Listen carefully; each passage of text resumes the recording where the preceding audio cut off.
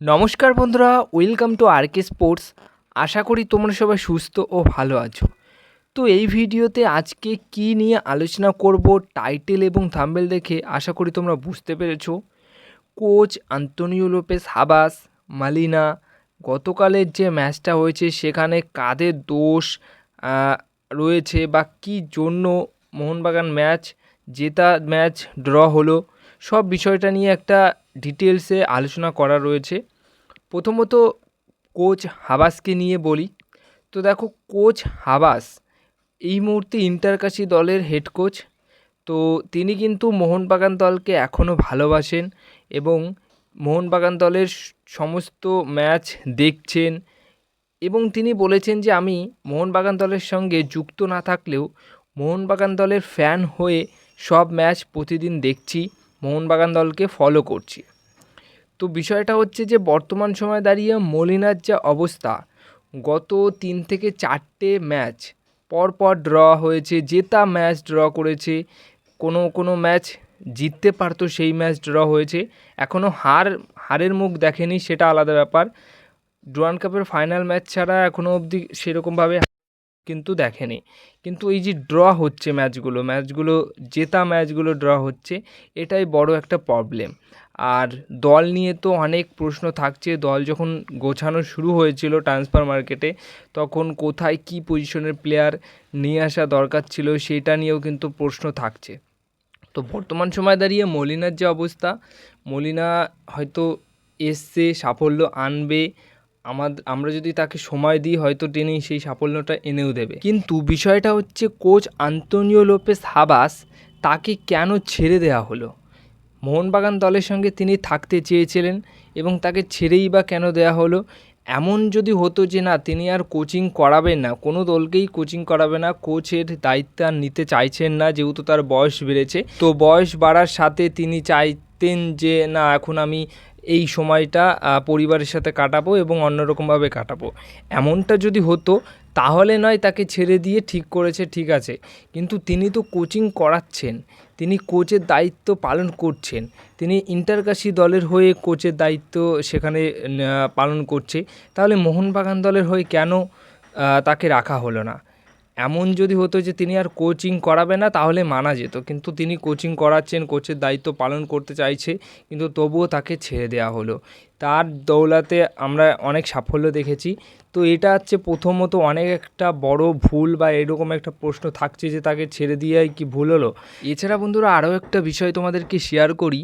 Antonio Lopez হাবাসকে যদি আবার মোহনবাগান দল কোচের দায়িত্বে নিয়ে আসতে চায় বা কোচ হিসাবে তাকে যদি আবারও ডাকে তাকে, তাহলে কিন্তু আবার ছুটে চলে আসবে মোহনবাগান দলের কোচের দায়িত্বে তিনি কোচ হওয়ার জন্য।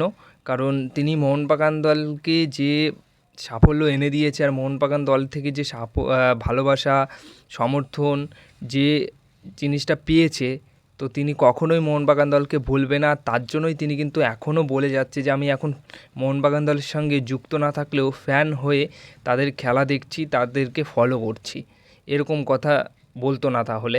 এবার যদি মলিনার কথা বলি, তো মলিনা তিনি একটা সময় কলকাতায় এসে একটা দলকে সাফল্য এনে দিয়েছে, তো এখন তাকে আবার ফিরিয়ে আনা হয়েছে কলকাতারই আরেক প্রধান মোহনবাগান দলের হেড কোচের দায়িত্বে।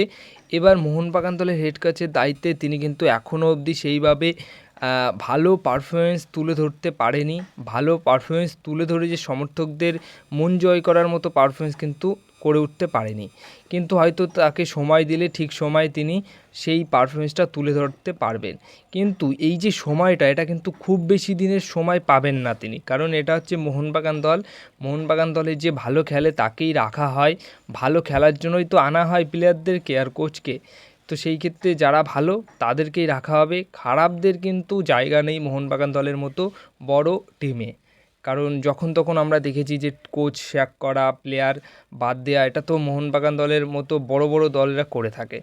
তো সেই মতোই মলিনা কিন্তু খুব কম সময় পাবে। কম সময়ের মধ্যে যদি মলিনা ঠিকঠাকভাবে সাফল্য বা পারফরমেন্সের দিক দিয়ে যদি উন্নতি না করতে পারে, পারফরমেন্সের দিক দিয়ে মন জয় না করতে পারে, তাহলে কিন্তু মলিনার কিন্তু সেই স্যাক্ট ব্যাপারটা চলে আসবে বা তাকে কিন্তু দল ছাড়তে হবে। আরও একটা বিষয় তোমাদেরকে বলি, সেটা হচ্ছে যদি খুব তাড়াতাড়ি সাফল্য বা ভালো পারফরমেন্স তুলে না ধরতে পারে, তাহলে তো আমার মনে হয় যে ইন্টারকাশি দল থেকে কোচ হাবাসকে আবার এনে ইন্টারকাশি দলে মলিনাকে দিয়ে দিক, এরকম একটা বিষয়, বা সোয়াইপ ডিল করে নিক, তাহলে ভালো হয়। কিন্তু হাবাসকে আবার ফিরিয়ে নিয়ে আসুক বা অন্য ভালো কোচ নিয়ে আসুক।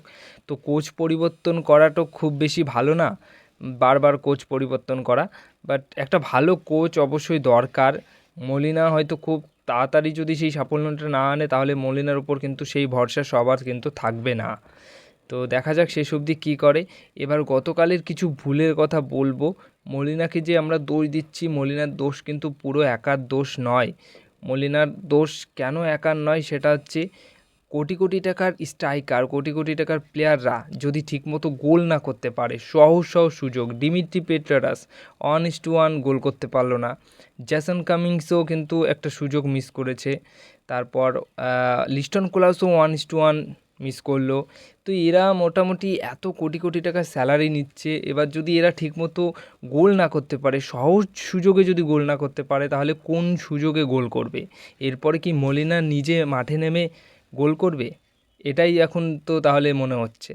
তো এটা হচ্ছে বিষয় যে শুধুমাত্র মলিনার দোষ দিলে হবে না, কিছু কিছু ক্ষেত্রে কিন্তু প্লেয়ারেরও দোষ রয়েছে, যেখান থেকে তোমাকে এত কোটি টাকা করে নিয়ে আসা হয়েছে, স্ট্রাইকার পজিশনে খেলছো, গোল করার জন্য খেলছো, 1:1 গোল যদি তুমি মিস করো, তাহলে কি করে হবে?